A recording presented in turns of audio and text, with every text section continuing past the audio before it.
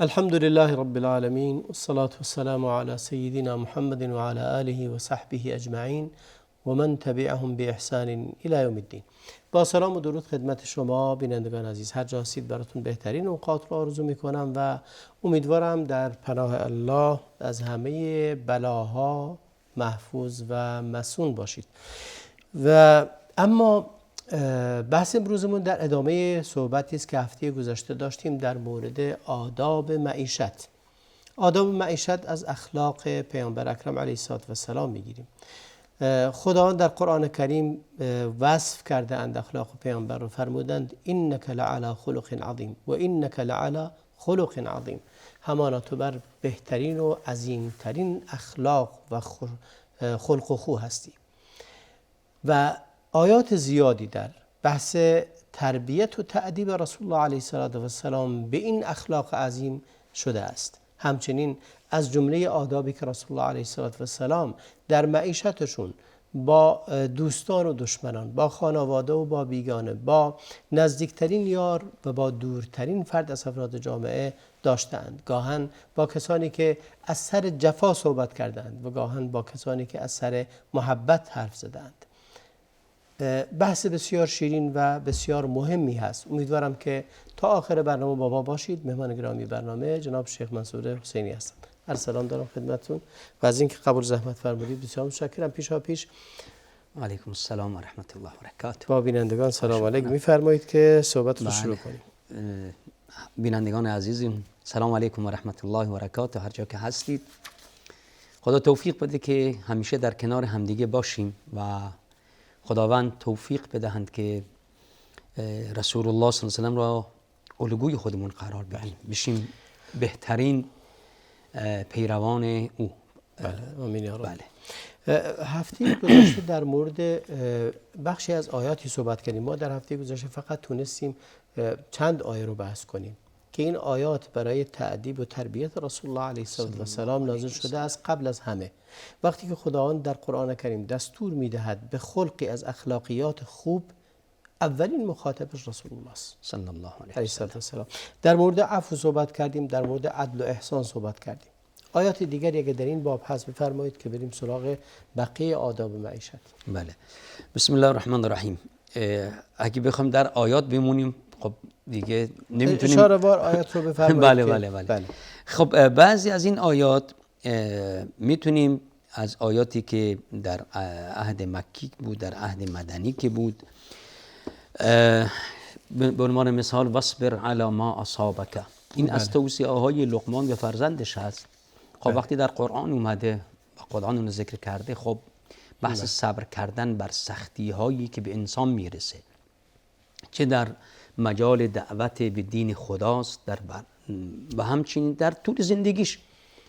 انسان سالم نمیمونه، انسان های مختلف سر و کار دارن، اخلاقیات مختلف دارن. خب باید انسان صبر کند. واصبر. صبر یعنی کنترل کردن نفس، اینکه انسان منفعلانه برخورد نکند. خب یه حرفی میشنوید، عملی میبینید که خوشایندتون نیست، چه از بلا مصیبت هایی که به انسان میرسد، پدری مادری از دست میدهد، دوستی از دست میدهد، همسرش از دست میدهد، بدی از نزدیکترین افراد میبیند، جفایی میبیند از دوستانش، از خویشاوندانش. حالا هر چی که هست کلا فرمان که خودتو کنترل کن. واصبر علی ما اصابک. هر چیزی که به تو میرسه برای صبر کن، چه این که از دیگران برسه یا از تقدیر الهی، هر چی باشه تو صبر کن، خودتو باید کنترل کن. بس صبر حقیقتا برای کنترل کردن هست. که انسان خودشو کنترل کنه بدونه که چه موضع گیری داشته باشه. چرا وقتی انسان یکی موقع خشم و غضب هست، یکی موقع ناراحتی هست، نمیتونه تصمیم بگیرد، یکی موقع خوشحالی زیاد هست. این سه موقع حقیقتا موقعی نیست که انسان بتونه تصمیم گیری درست کنه. خشم و غضب یکی ناراحتی است، کسی که شما همیشه ناراحت هست نمیتونه تصمیم بگیره. خوشحالی بیش از حد و مفرط هم اجازه نمیده که به انسان درست تصمیم بگیرد. حالا موقع واصبر علی ما اصابک، صبر کن بر آن چیزی که به تو میرسه. خب بتونه که یک موضع گیری درستی داشته باشه، بتونه گامی که برمیداره کجا بذاره. چه در مجال دعوت باشه چه در باقی امور زندگیت همیشه باید صبر داشته باشی. صبر برای رسیدن به هدف بار دیگه. بله. همه اینها بار دیگه قرآن مورد بررسی قرار داده که پیامبر رو سفارش کرده به صبر کردن، چون اگه صبر نباشه آیات بسیار زیادی هست که بحث صبر داره و بله اجر عظیمی که به غیر حساب می‌فرماید برای حساب. بله. خب این یکی از اخلاقیات بسیار بزرگی است که رسول الله صلی الله علیه و سلم داشتن، صبر کردن برای رسیدن به اهداف بالایی که داره. چون انسان وقتی یه هدفی داره بایستی صبر کند، بایستی تحمل کند، سختی‌هایی که بهش میرسه، کمبودهایی که دارد، مصیبت‌هایی که برش وارد میشه، میگه بعد صبر کنی. میخوای برسی به اونجا، شما بعد میخوای خودتو نجات بدی و دیگران بایستی صبر کنی، بس تحمل کنی. آیا صبر کردن به معنی اینکه هیچ کاری نکن؟ نه، برعکس. یا اینکه از دل ناراضی هست و فقط نشسته هیچ کاری از دستش نمیاد، کاری نمیکنه، بهش میگن صبر. این که عاجز ناتوان هست، بله. کاری نمیتونه بکنه. بلکه برعکس، صابر کسی یه است موضوعگیری مثبت، منفی نیست. نه اصلا. دیگه اصلا موضوعگیری منفی در دین نداریم دیگه. در این مسائل هرچی که خدا امر کرده، بحث توکل هست، بحث صبر هست، همش موضوعگیری های مثبت و مفید هست که برنامه ریزی میکنی، به حرکتت ادامه میدی، اما بایستی در اینجا هوا هوسی نباشه که میگن انسان برنامه بریزه بعد موفق نشد خلاص قطعش کنه. میگه نه، تو یه برنامه ریزی کردی درست، یه هدفی داری، میخوای به هدفت برسی، حالا بعد سختی ها رو به جون بخری، خودتو کنترل کنی در برابر سختی هایی که میرسه، یا یه وقتایی پیروزی به انسان دست میده، اونجا هم خودتو کنترل کن. همه این چیزایی است که خداوند پیامبرش رو ساختن. وقتی فتح مکه کردن میبینیم چگونه بودن. وقتی که در مکه بودن، در زیر اون فشار اهل مکه بودن. امام ابو حامد غزالی چون ما بحثمون رو ازشون گرفتیم در احیاء علوم الدین، این مطلب رو میاره. این حدیث میگه که اونجایی که در جنگ احد بود پیامبر اکرم علیه السلام زخمی شدن، دندان مبارکشون شکست و اونجا اون قول معروفی است که میگه کیف یفلح قوم خاضبوا وجه نبیهم بالدم صلی الله علیه و سلم. بعد و پیامبر میگه اونجا دعا کرد. من درجه حدیث رو نمیدونم چقدر صحتش چقدر هست، از شما میخوام این رو بپرسم. میفرماید که بعد اون بود که شروع کرد دعا کردن بر علیه مشرکین. پیامبر اکرم علیه السلام خداوند این آیه رو نازل کرد در سوره مبارکه آل عمران. بله، آل عمران. فرمود لیس لک من الامر شیء او یتوب علیهم او یعذبهم فانهم ظالمون. بله، یعنی اینجا بار دیگه این خیلی نقطه عظیمی، خیلی یعنی اگه انسان نگاه میکنه موقعیت و یک موضع بسیار دقیقی هست که انسان باید بشینه و ساعتها تأمل کنه در این. بله، اینو بله در تفسیر آیات میارن، خیلی مسئله بزرگ هست. چرا پیامبر فرمودن که در و هو یدعوهم الی ربهم، موضع‌گیری منفی اونها، یک پیامبر این کار انجام میده، الان پیامبر ناراحت شده. خدا میگه که تو حق نداری که بخوای ناراحت بشی یا منتی بذاری بر سر اونها که من چون شما را دعوت میدم، حالا شما این عکس العمل دارید. لیس لک من الامر شیء، چیز به دست تو نیست، تو وظیفت رو انجام دادی. آره، نمیتونی منت بذاری بر سر. در بعضی روزا میگه دعا کرد بر علیهشون، غیر از اینکه دعوتشون میده دعا کرد. بله، نفرین نشون کردن اینها. بله، خب اینجاست که قرآن تأدیب اینجا میاد، چون بحث ادب که این نیست که یک بسته‌ای به انسان بدن بگن این ادب است تموم شد. این در طول مراحل زندگی، چون انسان در موقعیت‌هایی قرار میگیرد که نیاز به این دارد که بهش یادآور ادب شود. ما همه به این نیاز داریم. هر انسانی فراموش میکند، در تحت یک شرایط ناراحت میشه.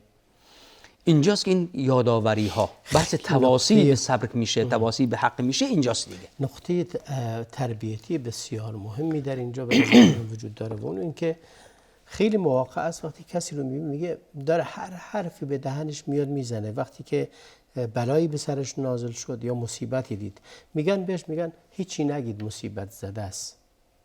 اینجا رسول الله علیه السلام در جنگ احد هست، شکست خوردن، تعداد زیادی شهید شدن از اصحاب و یارانش. خود پیامبر اکرم علیه السلام زخمی شدن و دندونشون شکسته. اینجا خداوند بهشون نمیگه که اشکال نداره، حالا شما که اینقدر زخمی شدید و ناراحت شدید و از اون دست اونها این همه سختی کشیدید، هر چی به دهنت میاد بگی. بله. این تأدیب سکوت نمیکنه ازش. بله. در اونجا نمیگه خب حالا اینا مصیبت زدن بذار هر چی میخوان بگن. حتی در خود قضیه غزوه احد بعد از این 70 نفر از دست دادن مسلمان ها. بله همون. اما قرآن میاد چگونه قضیه را مورد علاج قرار میده. دقیقاً. چگونه اونها را ادب میکنه. نمیگه خب حالا بذار تا یه مدتی بگذرد. بذار یک کمی داغی که به دلشون نشسته خیلی سخت نگیرن. نه اینجاست که الان جاش هست. یه وقتای چیزایی است که جاش هست. اونجا شما بعد اینو بهش بگی که این کار بکن این کار نکن. بعد که سر شد همونطور که پیامبر انما الصبر عند الصدمة الاولى. صدمة الاولى بله. اون موقع سفارش دادن به صبر، سفارش دادن به مکارم اخلاقی اینجا جاش هست. دیگه وقتی که گذشت ازش بیرون اومدن سرد شده، طرف فراموش کرد که رفته توی مسائل دیگه. پس جاش اینجاست. من خواستم این نقطه تربیتی رو ازش بگیرم که ما مواجه میشیم با این در زندگی فردی خودمون یا در جامعه وجود داره. کسی رو میبینیم مثلا یه عزیزش رو از دست داده، شروع میکنه به بد گفتن، کفر، ناسزا گفتن، حرفای دیگه. اطرافیان میگن ولش کنی بذار یکم تخلیه بشه، فعلا هر حرفی میخواد بزنه چون مصیبت برش نازل شده. ولی خداوند این گونه کار نمیکنه. میگه لیس لک من الامر شیء. تموم شد، تو حق نداری این حرفا رو بزنی. این حق خداست. حق خداست. آره. به پیامبرش میگه همه چی در راه خدا قرار گرفت. پیامبر برای خودش که نرفته به جنگه. بله. ولی با این وصف ازش گذشت نمیکنه، اونجا بگه اشکال نداره بذار یکم تخلیه. همیشه بالاخره شناخته شدن مرز بندگی انسان و مرز خدا خیلی مهم است. خداوند اجازه نمیده در این قضایا که این مرزها شکسته بشود. یعنی یک نوع حالت تعله میشه که میخواد یک نوع قدسیت دادن. حالا مثلا به خود هست که خداوند اینجا میگه نه اینجا این قضیه اینطوری نیست. قضیه تو وظیفت هست، بنده هست، من خدا هستم. حسابشون با من هست. لیس لک من الامر شیء. یا حتی در آیات قرآن وقتی که حالا در امام غزالی هم رحمت الله علیه میاره در نشست و برخاست های رسول الله در مجلسی که بودن، قرآن چگونه پیامبر رو به خصوص در مسئله دعوت هست دعوت میدادن که میومدن سران میگفتن که هم نشینان تو اینها هستن، این مسکین ها، این برده ها با تو هم اینها رو بیرون کن بعد با ما بنشین.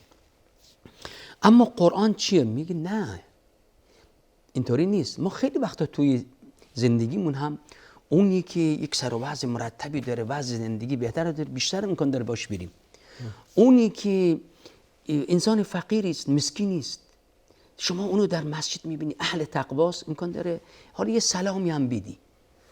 قرآن میگه نه، ولا تطرد الذين يدعون ربهم بالغداة والعشي يريدون وجهه ولا تعد عيناك عنهم تريد زينة الحياة الدنيا ولا تطع من اغفلنا قلبه عن ذكرنا واتبع هواه. اینها را طرد نکن، پیرو کسی که دنبال هوا هوسش هست. پس این یک آداب نشست و برخورد هاست با چه کسانی باشی، معیارهایی که انسان‌ها قرار میدن چگونه است. این ادب قرآن هست که ما را ادب میکنه که با چه کسی باید احترام بر اساس این باشه چقدر بنده خداست، نه اینکه چقدر مال داره. اون جای خودش، موقعیت اجتماعی که داره جای خودش، اما این که تو بیایی چون طرف مال داره و چون طرف مسکین هست اونو طرد کنی، در حالی که این مسکین یدعون ربهم بالغداة والعشی یریدون وجهه، میگه با اینها باش، هم نشینت اینها باش، با اینها نشست و برخورد کن، نه با کسانی که اهل دنیا هستن. با اینها بشینی تو را از خدا غافل میکنن. صحبتشون جز دنیا هیچی نیست. همیشه صحبت از دنیا، صحبت از تجارت هست. این کار کردم، این سفر رفتیم، این خریدم، این زمین خریدم، این خونه خریدم، تمام هم و غمش دنیاست. ولی تو میشینی با یکی، وقتی میشینی باش تجدید ایمان میکنی، با این میشینی ایمان تو از دست میدی، با این میشه اصلا غافل میشی. خداوند فرمود. میان برنامه رو ببینیم، برمیگردیم خدمت شما. بینندگان عزیز با ما بمونید. بعد از میان برنامه ادامه صحبت شیرین آداب معیشت.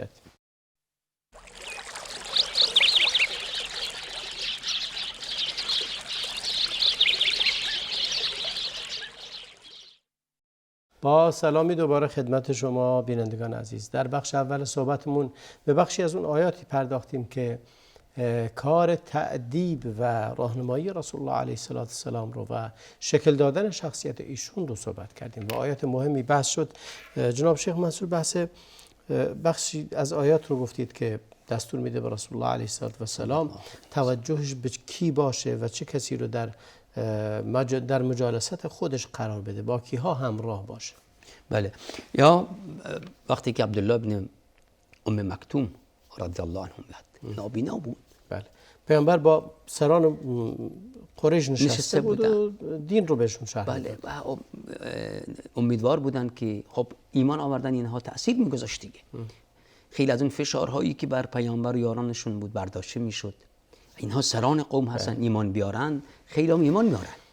درست. خب با اینها نشسته بودم. عبدالله ابن مکتوم از همه جا بی خبر نابینا میاد که یا رسول الله از اون چیزی که خدا بر تو نازل کرده به من یاد بده. خب اونها این اعتراض میکنه و پیامبر صلی الله علیه و آله ناراحت میشن که بعد وقتی اومدی، نباید این الان می اومدی. خب ظاهر قضیه درست هست. اینجا گله هم که پیامبر صلی الله علیه و سلم داشتن از عبدالله بن مکتوم هم گله موجه و معقولی است. این وقتش نبود که تو بیایی، من داشتم با این سران صحبت میکردم. اما معیار قرآن چیزی دیگری است. خداوند چیزی دیگه میگه. اینجاست که بحثی با آن ادب کردن خود پیامبر بود و ما مسلمون ها. عبس و تولا ان جاءه الاعمی. ناراحت میشه، ترش روی میکند، بهش بر میخوره رسول الله. بعد وقتی اومدی، اونا اساسا گیرشون رو این بود، میگفتن که فقیر و خلاصه بیکس و کار و اینا همراه اینا با تو هستن، اینا از مجلس ترد کن، بعد با ما بنشین تا ما بیام صحبت کنیم. که خدا فرمود و ما یدریک لعله یزکا او یذکر فتنفعه الذکر. تو وظیفت این بوده خب که ابلاغ کنی. خب ابلاغ کردی، این ایمان آورده، دنبال تزکیهش خودش هست، میخواد بنده خدا باشه. تو نمیگی که دیگری رو وادار کنی. اونی که خودش میاد تا ازش روی اونی که رویگردانی میکنه قبول نمیکنه، میخوای اونو وادار کنی به ایمان آوردن. پس دقت کن، این تأدیبی که قرآن داره، بحث از این زاویه تأدیبی انسان نگاه کنه که چگونه معیارها رو داره تصحیح میکنه قرآن. خب تصحیح معیار همون حقیقتا تصحیح ادب و دید انسان میشه دیگه. در اینجا که معیار قرآن چیز دیگری است. دقیقاً آیات در این مورد ماشاءالله خیلی زیاد هست. اما وقتی که خود امام غزالی رحمت الله نقل میکنه در آداب رسول الله صلی الله علیه و سلم همیشه در اوج بودن، حقیقتا بله، در کمال بودن رسول الله صلی الله علیه و سلم. چه بحث وقتی که شجاعت میشه در اوج بودن، کامل بودن، شجاعترین بودن که حتی اصحاب میگن که در موقع وقتی جنگ که میشد ما تازه میموندیم پشت سر پیامبر، ما به او پناه می‌بردیم. در بحث گذشت بود، هیچ کس مثل پیامبر صلی الله علیه و سلم نبوده، چرا که ساخته خداست. بحث حلم هست، بردباری هست. می‌بینیم که رسول الله صلی الله علیه و سلم در اوج هست، کمال هست، کمال انسانی. وقتی بحث عفت و پاکدامنی است، رسول الله صلی الله علیه و سلم در اوج هست. بله، که هیچ وقت با هیچ زن نامحرمی ارتباطی نداشته، حتی دست زن نامحرم رو نگرفته بودن. سلام نمیدادن به زنی که نامحرم هست. و یا صحبت‌های رسول الله صلی الله علیه و سلم، البته سلام لفظ نه، یعنی دست نمیدادن. بله دست دادن. بله. دست دادن هست. و همچنین در بحث گفتم که در بحث حتی گذشت رسول الله صلی الله علیه و سلم، صحبت هایی که میکردن رسول الله صلی الله علیه و سلم، نگون چه صحبت هایی داشتن، چگونه بودن. بد زبان که نبودن. بله. حرفی نمیزدن که بعد بخواد بیاد عذرخواهی کند. ما خیلی وقتا یه حرفی میزنیم بعد ناچاریم عذرخواهی کنیم، چون از روی تدبر و تفکر نیست. چون اول فکر نکردیم بعد حرف زدیم، بعد که حالا حرف زدیم میخوام فکر میکنیم ببینیم که آقا چه اشتباهی کردیم. رسول الله صلی الله علیه و سلم این خاطر میفرمودن که پس قبل از اینکه صحبت کنی فکر کن، چرا که این حصائد السنه هست. بله. و قرآن هم فرموده که ما یلفظ من قول الا لدیه رقیب عتید. تأدیب قرآنی این هست دیگه که انسان قبل از اینکه حرف بزند فکر کند چی میخواد بگه که پاش نوشته میشود. بر هر صفت خوب و پسندیده‌ای که هست میبینیم که رسول الله صلی الله علیه و آله در اوج هست و هر صفت بدی هم که هست میبینیم که پیامبر صلی الله علیه و آله دورترین فرد از این صفت هست. بین او و بین این صفات بد کیلومتر هاست که هیچ وقت رسول الله صلی الله علیه و آله به آن نزدیک نمیشدند و تشویق میکردن همیشه یاران خودشون که از کلام بیهوده، از کارهای بیهوده که درش خیری نیست باعث ناراحتی که میشه خودداری کنند.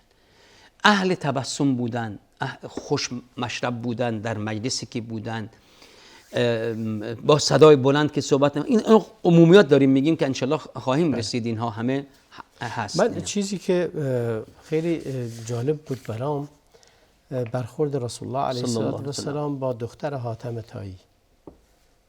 این قصه رو وقتی که امام ابو حامد غزالی هم ذکر میکنه خیلی نقطه قابل توجه این هست که رسول الله علیه السلام مکارم اخلاق رو حتی در غیر مسلمان مدح میکنه، میستاید و به خاطر اون مکارم اخلاق هم پاداش میده به افراد. بله در یکی از جنگ ها وقتی که دختر حاتم طایی به اسارت گرفته میشه بلند میشه، دختر حاتم طایی بلند میشه صحبت میکنه، بلند میشه میگه که یا محمد. بله. خب ایمان نداشت هنوز که هنوز ایمان نیاورده. بله. این رأیت ان تخلی عنی ولا تشمت بی احیاء العرب، لطفی کن من آزاد کن و آبرو حیثیت ما را حفظ کن. من دختر کسی بودم که پدرم سرور قومش بوده و این صفات داشته. صفات حاتم طایی صفاتش ذکر میکنه که به انسانها خوبی میکرده، عهد و پیمانی که میبسته بهش وفا میکرده، انسان گرسنه رو اهل گذشت بود، بله سیر میکرد، اهل مودت و محبت بود، مردم رو دوست داشت. هر کسم که می اومد نیازی داشت پدرم اونو رد نمیکرد، نیازشو برآورده میکرد. بعد در این روایت که امام غزالی رحمت الله علیه میگه که ای دختر این صفت مؤمن حقیقی است، این چیزی که تو میگی اونی که مؤمن حقیقی است این صفات اوست. خب رسول الله صلی الله علیه و آله در قبل از حتی نبوتشون این صفات داشتن کاملا. لو کان ابوک مسلما لترحمنا علیه.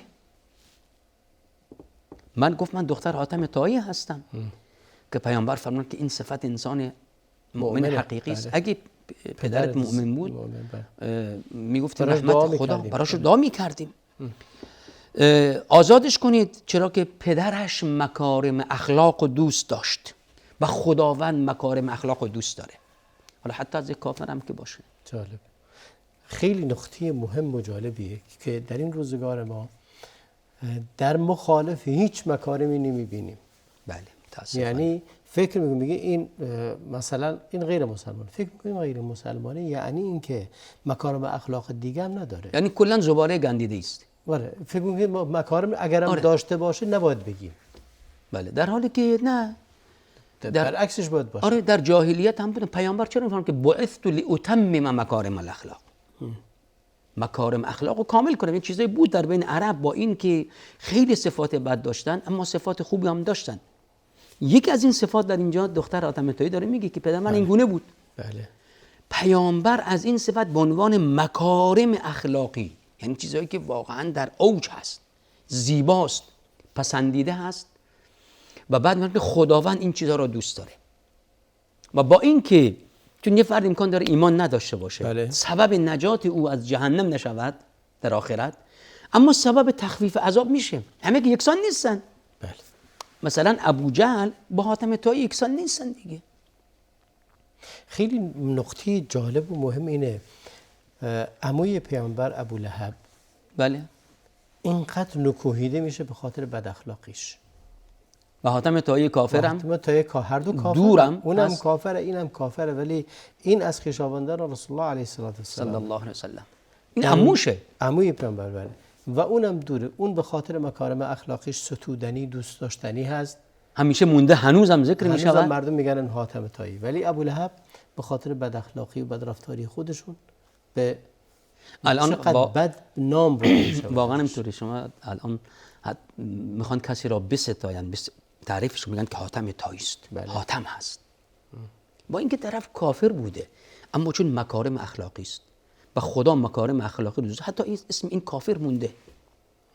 اما ابولهب و کارهاش خیلی جالبه، یعنی در دنیا حتی مکارم اخلاق نتایج خودشو میده. مثلا الان به عنوان نمونه همین دختر حاتم طایی نجات پیدا میکنه به خاطر مکارم اخلاق پدرش.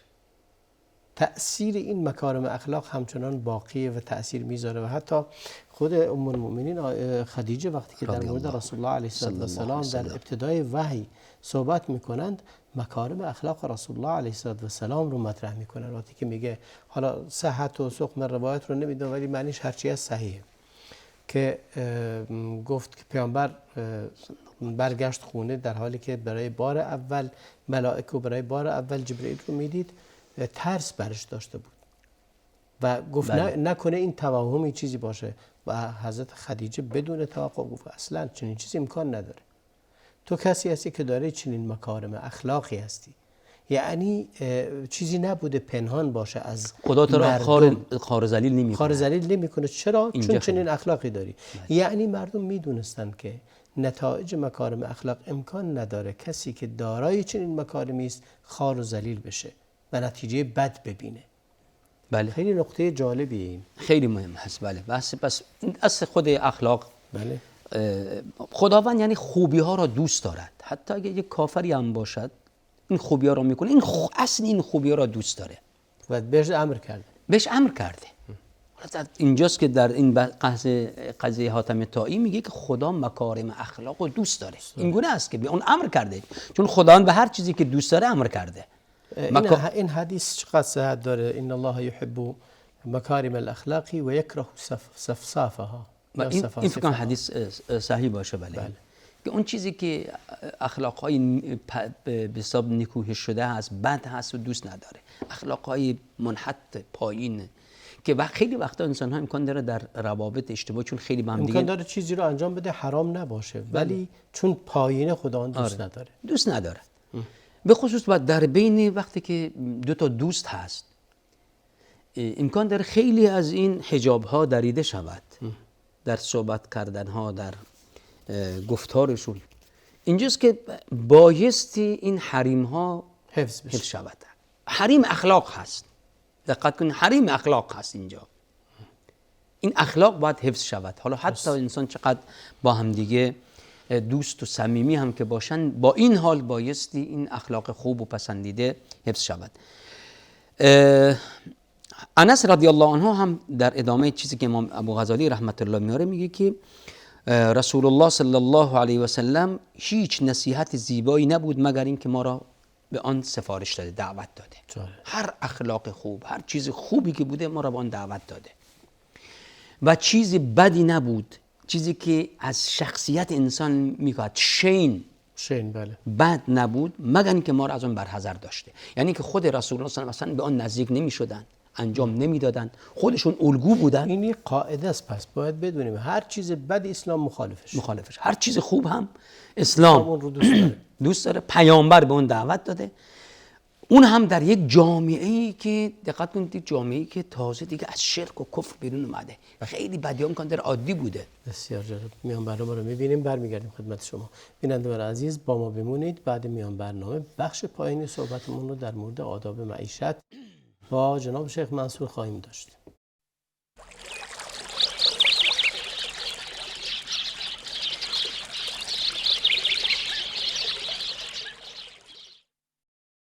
با سلام و مجدد خدمت شما بینندگان عزیز. بحث ما در مورد آداب معیشت هست. در مورد مکارم اخلاق صحبت‌های زیادی وجود داره که در قرآن و در سنت. دین اسلام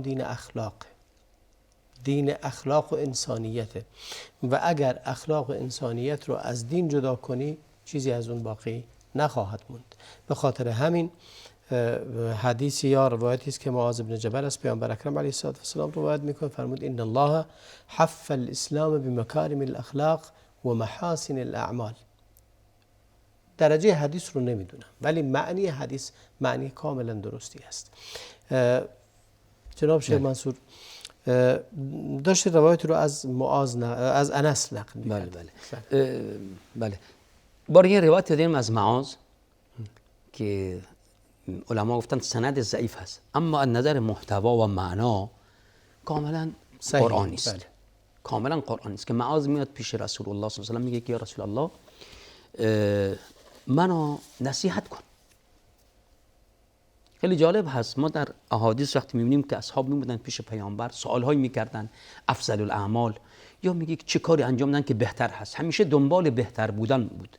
اینم یه نوع ادب هست دیگه. ادبی است که رسول الله صلی الله علیه و آله اصحاب در مورد اصحابشون داشتن. آیات قرآن اونها این گونه بار آورده بود که همیشه در دنبال بهترین ها باشن، که همون مکارم الاخلاق فرمودند. خب یکیش این هست که انسان همیشه دنبال بهترین اعمال باشه که اونو به خدا بیشتر نزدیک، خدا بیشتر دوست داره چه کاری من انجام بدم. معاذ میاد پیش رسول الله صلی الله علیه و آله، یا رسول الله نصیحتم کن. این نصیحت که فقط گفتاری نیست، میخواد عمل کنه. رسول الله صلی الله علیه و آله در اینجا این سفارشایی که میده درست است، ما میگیم که این روایت ضعیف از نظر سند، اما معنا کاملا اصلا قرآنی است. اولا چیزی که بهش میگه که بحث تقوای خداست، سفارشی که خدا به پیامبر داشته، به همه انبیا داشته، به همه ماها، همه انسانها داشته. اولین قضیه تقوای خداست. تقوای خدا یعنی دستور دادن، انجام دادن دستورات خدا، اون چیزی که نهی کرده انجام ندیم. یعنی بنده خدا باشیم، تابع خدا باشیم، ببینیم که خدا چی دستور داده، چی نهی کرده. دیگه خودمون نیستیم. به تعبیر حافظ مثل انسان مست. بله. که دیگه انسان مست اراده‌ای نداره، ما هم در برابر دستور خدا نباید هیچ اراده‌ای داشته باشیم. بعد صدق الحدیث، انسان راستگو باشد، خیلی مهم هست. البته در جاهلیت هم بوده صدق الحدیث و قرآن بر اون تاکید بیشتری کرده. ابو سفیان وقتی که هرقل از سوال میکنه در مورد پیامبر، میگه به خدا اگر مسبه و آرش نبود تا قیامت بگن که ابو سفیان دروغ گفته، اینجا دروغ میگفتن، جاش اینجا بود که بتونم ضربه بزنم به محمد. اما از ننگ دروغ خیلی مردانگی به نظر من خیلی مهمه. این روزگار این رو خیلی کم میبینی. وقتی که میبینی کسی که مخالفت هست ذکر هیچ محاسنی ازت نمیکنه، بلکه و دروغ‌هایی رو هم میبافه که طرف رو تخریب کنه. اصلا طرف چیزی که درش نیستم بهش نسبت میدن، دروغایی که میگن تخریب کردن کاری میکنه. در حالی که ابو سفیان بر کفر بود، گفت که اگر ننگ دروغ نبود تا قیامت بگن که ابو سفیان دروغ گفت، اینجا جاش، بهترین جاش بود دیگه. بله دیگه، واقعا جاش بود دیگه که هرقل از سوال میکنه. خب والوفاء بالعهد، چیزی که وارد قرآن تاکید کرده، اینا همه از سفارشات قرآنی است. خیلی جالب. من میخوام در مورد ابو سفیان چیزی بگیم. ابو سفیان مدت زیادی بر علیه اسلام جنگید، مدت زیادی با اسلام دشمنی کرد، و اما چیزی که از ایشون ماندگار شده این قوله.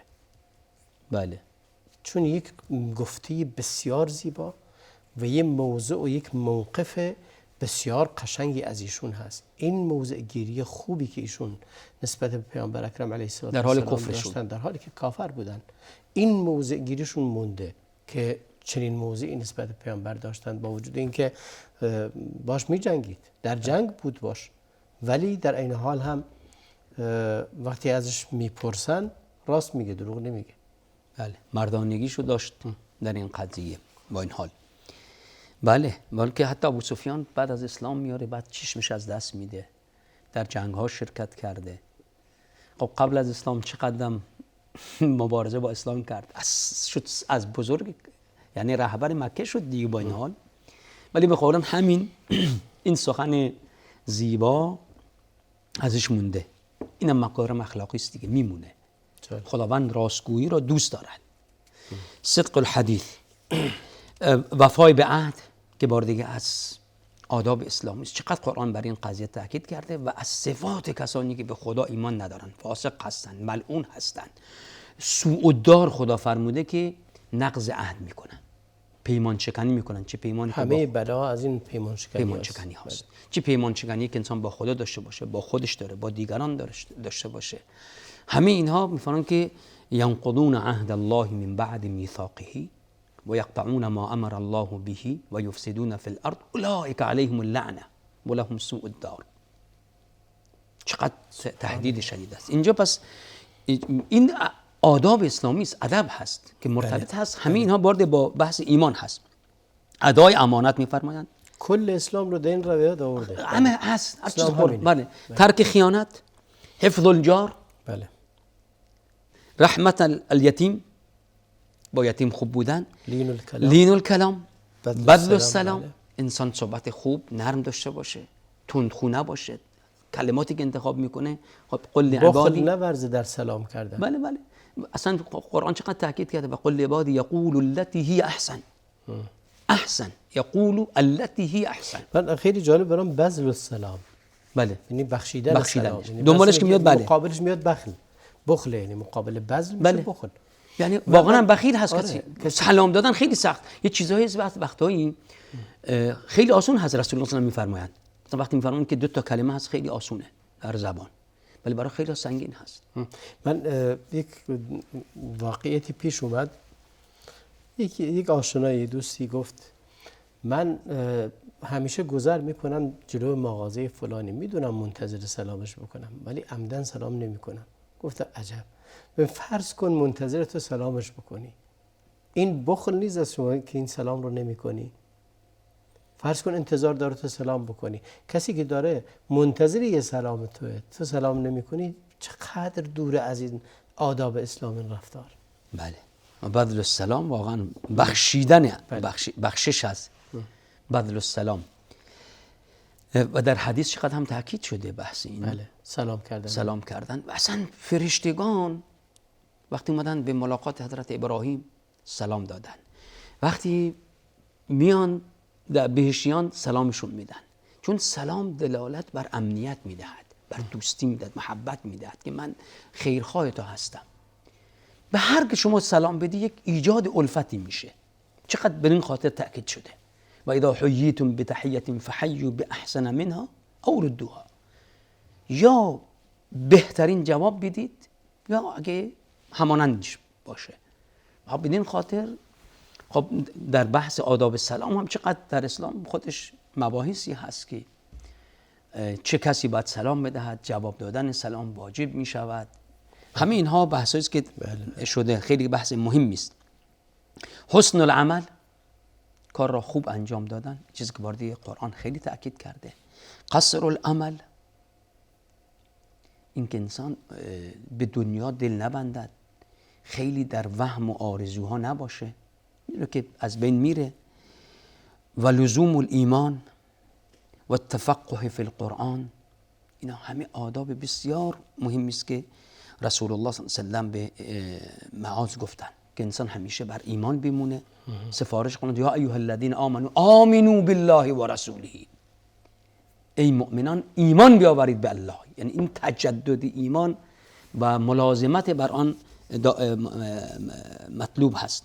تفقه در قرآن باید بخونه، انسان بفهمه خدا باش داره چی میگه. سفارشی است که داره میشه، چون انسان وقتی قرآن فهمید خب میدونه که خدا ازش چی میخواد، بهش عمل میکنه. بعد میفهمه و حب الاخره، بله، آخرت رو دوست داشته باشی. و الجزع من الحساب، مواظب حسابت باش، پرونده‌ت رو نگاه کن دائما. ترس داشته باش از کارهایی که انسان انجام میده، مؤاخذه میشی. و خفض الجناح، انسان متواضع باشد. و انهاک، بله، حالا این چیزایی که امر کردن، حالا چیزایی که نهی میکنه، منهیات. انهاک ان تسب حکیما، که انسانی که حکیم هست، انسان خوب، انسان عاقل، بدش نکن، فحاشی نکن. وقتی انسان میبینی که چون عاقل هست جایگاهش در جامعه جایگاه محترمیه، بهش اهانت نکن، به بزرگ اهانت نکن. یه وقتی یک چیزی هم گفت که خوشت نیومد بد نگو. او تکذب صادقا، انسان صادق را تکذیب نکن. بله، جالب. یعنی تو خودت میدونی که این صادق هست اما تو تکذیبش میکنی. او تطیع آثما، بله، انسان بدکار پیروی ازش نکن. با او دوست نباش، ازش پیروی نکن. اینا همه ادب هست دیگه. نشستن با چه کسانی؟ ولا تطع من اغفلنا قلبه عن ذکرنا واتبع هواه وكان امره فرطا او تطیع آثما او تعصی اماما عادلا. امامی که حاکمی که عادل هست نافرمانیش نکن. او تفسد ارضا، زمینو کسی رو خراب نکن. حالا این زمین خراب کردن همون است. بخصوص امروزها وقتی کسی میره گردشی بعد اونجا برای آشغال ریختن، درست. خب این فاسد کردن یه زمین نیست. بله. حالا این یکی از نمونه هاش هست، یعنی همه چیز در این وارد میشه. و همچنین بار دیگه اوصیک بتقوى الله عند كل حجر و شجر و مدر. در هر حالتی که هستی بیاد خدا باش. و ان تحدث لكل ذنب توبه. هر گناهی کردی توبه کن. جالبه. السر بالسر والعلانیه بالعنایه. خیلی جالبه. یعنی گناه آشکار کردی علنی، توبت هم علنی باشه. بله. گناه پنهانی کردی پنهانی هم توبه کن. یعنی مهم این ادب اسلامی اینه که اشتباه کردی اعتراف کن به اشتباه. توبه این البته در حدیث بودن شک هست، ولی به هر حال معانی بسیار درست و مفهوم، همونطوری که جناب عالی اشاره کردید. ما یک دقیقه تا پایان برنامه صحبت داریم، میتونیم وقت داریم صحبت کنیم. اگر بحث پایانی رو هم بفرمایید. که بله، حقیقتا وقتی که سیرت پیامبر رو میخونیم، اخلاقیاتش رو، ما باید بهش عمل کنیم. تأثیری که انسان میذاره وقتی میگیم دعوت میدیم، یه وقتی انسان خودش هم غافل میشه. هدف تنها مدح پیامبر نیست. مدح پیامبر نیست، چیز بگیم که پیامبر صلی الله علیه و سلم بودن اینطوری. خب وقتی بودن یعنی ما هم میتونیم بشیم. و خداوند فرموده که به او اقتدا کنید، از او پیروی کنید. فاتبعونی یحببکم الله. بله. پس ما بعد از پیامبر اطاعت کنیم. یه وقتی انسان خودش هم فراموش میکنه در زندگیش خواندن اخلاق رسول الله صلی الله علیه و سیرت رسول الله صلی الله علیه و انسانو برمیگردونه. اون چیزی که فراموش کرده در ارتباط با خانواده‌اش، با خودش، با مردم، با همسایه، با خدا الله سبحانه و تعالی، همه اینها تذکر میده. ببینید خاطر حتی بعضی از علما میگن که آقا سیرت پیامبر رو نخونید، برید بهش بفهمید، عمل کنید. ما قصه نباشه. ما متاسفانه آن چیزی که پیامبر این گونه بود، یعنی از عالم دیگه اومده بود، از کره دیگه اومده بود، یا هم از خود ماست. بله. به انتهای برنامه رسیدیم. از حضور شما جناب شیخ منصور بسیار متشکرم. از شما بینندگان عزیز که این لحظه با ما بودید بسیار متشکرم. خداوند میخوانم که به همه ما توفیق عبادت و بندگی خالصانه رو عنایت بفرماید و اقتدا به رسول الله علیه السلام در سیرتشون، در سنتشون که نجات حقیقی در اونجاست. خدا نگهدار همه شما و صلی الله و بارک علی نبینا محمد و علی آله و صحبه اجمعین.